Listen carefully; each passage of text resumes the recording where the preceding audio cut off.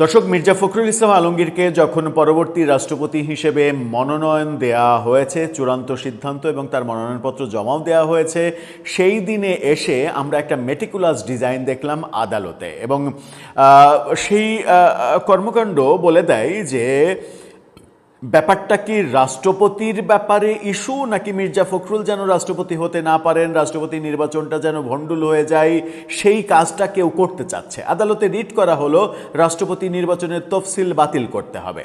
মানে ব্যাপার স্যাপারগুলো আসলে বোঝা যাচ্ছে না। এরা আসলে কারা কি চাই, কারা কি চাইছে সেটা আমরা বুঝে উঠতে পারছি না। চলুন একটু উচ্চ আদালতে যাই।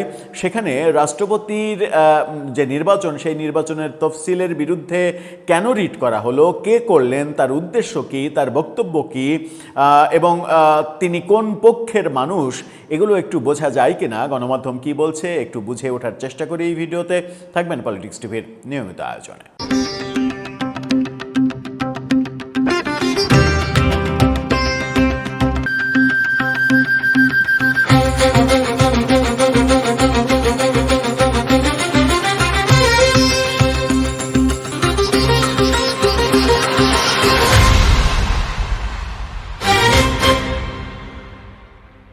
দর্শক, বলছিলাম রাষ্ট্রপতি নির্বাচনের তফসিল বাতিল করার জন্য রিট করা হয়েছে।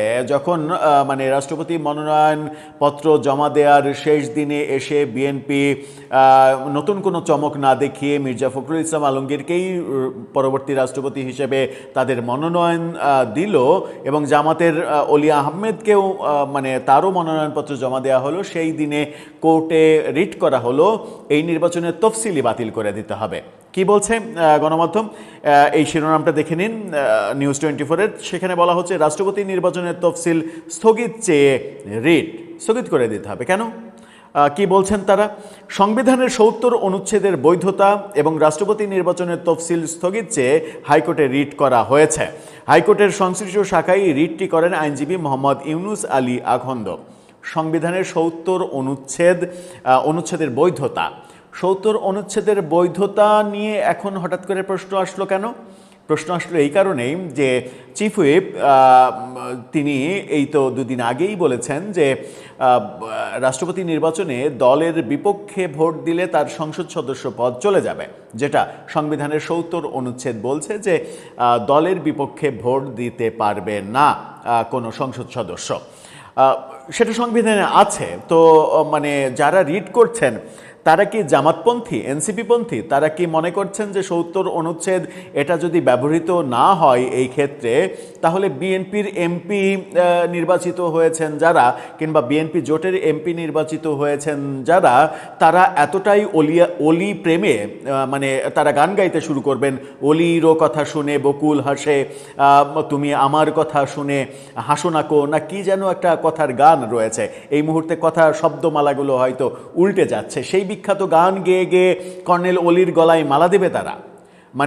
বিএনপির সংসদ সদস্য যারা নির্বাচিত হয়েছেন তাদেরকে আপনারা একেবারে পাগল ভাবছেন। তারা পাগলের মতো গিয়ে তাদের দলের নেতা মির্জা ফখরুলকে ভোট না দিয়ে ৭০ অনুচ্ছেদ যদি উঠিয়ে দেওয়া হয়, তারা সবাই গিয়ে জামাতের প্রার্থী অলি আহমেদকে গিয়ে ভোট দেবে এবং অলি আহমেদ হবেন পরবর্তী রাষ্ট্রপতি, যিনি নিজেই নিজেকে স্বাধীনতার ঘোষক হিসেবে দাবি করেছেন এবং বহু বহু বিতর্কিত কথা তিনি এই তো কদিন আগেই বললেন যে তিনি যদি জামাতে যোগ না দিতেন, জামাত জোটে যোগ না দিতেন, তাহলে তিনিই হতেন পরবর্তী রাষ্ট্রপতি। তিনি এলডিপিতে কাজ এলডিপির নেতা, তিনি বিএনপি থেকে বেরিয়ে গেছেন বহু আগে, তাকে নাকি বিএনপি রাষ্ট্রপতি করতো। এরকম ভুলভাল বকা মানুষকে যখন বিএনপির বিরুদ্ধে রাষ্ট্রপতি মনোনয়ন দেওয়া হলো জামাত এনসিপি জোট থেকে, তখন এই ৭০ অনুচ্ছেদের দোহাই দিয়ে হাইকোর্টে রিট করা হচ্ছে যেন ৭০ অনুচ্ছেদ, আচ্ছা ধরে নিলাম যে সংবিধানের ৭০ অনুচ্ছেদ বলবৎ নেই, এটা প্রয়োগ করা হবে না।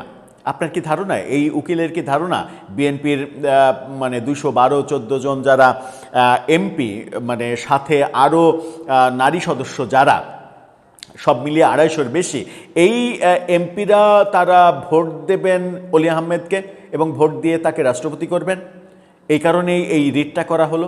কি বলছেন তিনি, মানে এখানে আর কি বলা হচ্ছে, আগামী রোববার বিচারপতি খিজির আহমেদের নেতৃত্বাধীন বেঞ্চে এই রিটের উপরে শুনানি হতে পারে বলে তার আইনজীবী জানিয়েছেন।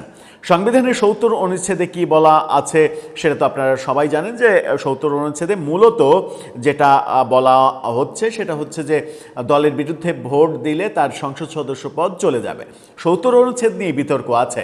৭০ অনুচ্ছেদ একজন সংসদ সদস্যের স্বাধীনতা হরণ করে, সেটা খুবই মানে গ্রহণযোগ্য একটা যুক্তি যে এই অনুচ্ছেদ থাকা উচিত না।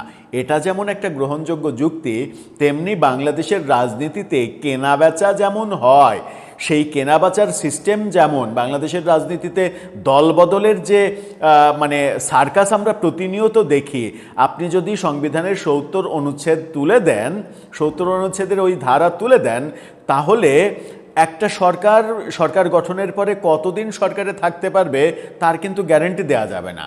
দেখা যাচ্ছে যে প্রতিপক্ষের প্রচুর ক্যারিশমা তারা দেখিয়ে সরকারি দলের সংসদ সদস্যদের কিনে নিল এবং নিজের দলের বিপক্ষে ভোট দিল, ভোট দিয়ে সরকার পতন হয়ে গেল। এই ঘটনা যে 5 বছরে অন্তত 5 বার ঘটবে না তার গ্যারান্টি কি আপনি দিতে পারেন? বাংলাদেশে সেই রাজনৈতিক কালচারকে আমরা তৈরি করতে পেরেছি? পারিনি তো। আমরা যে স্বাধীনতার কথা বলছি, যে এমপিদের স্বাধীনতা থাকার কথা, স্বাধীনতা শব্দটার মিনিংটা কি আমরা ঠিকভাবে বুঝি? আমাদের দেশে তো এখন স্বাধীনতা মানে এমন হয়ে গেছে যে টেলিভিশন টক শোতে গিয়ে আমি অবলীলাই বলতে পারি 16ই ডিসেম্বর বিজয় দিবস আমি মানি না। আমার দেশের স্বাধীনতা এমন হয়ে গেছে যে এই সংবিধান ছুঁড়ে ফেলতে হবে। আমার দেশের স্বাধীনতা এমন হয়ে গেছে যে অমুকের কবর রচনা করবে, এগুলো প্রকাশ্যে বলা যায়।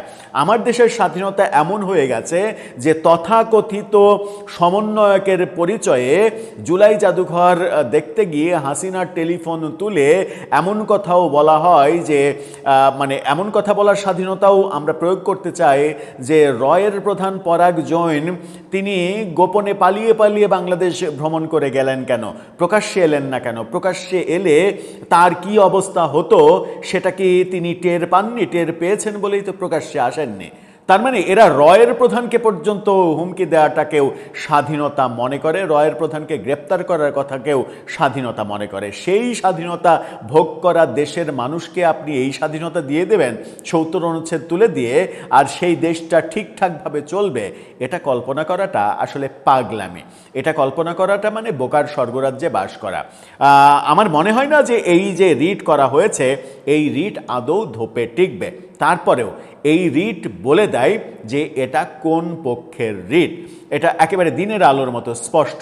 আমার মনে হয় যে এই খেলাগুলো বন্ধ করতে হবে। এই খেলাগুলো বন্ধ করে সুস্থ রাজনীতির পথে এগোলেই বাংলাদেশের জন্য কল্যাণ। যদিও রাজনীতিবিদরা, সবাই না, কিছু কিছু রাজনীতিবিদ কতটুকু বাংলাদেশের কথা ভাবেন সেই ব্যাপারে যথেষ্ট সন্দেহ আমাদের রয়েছেই।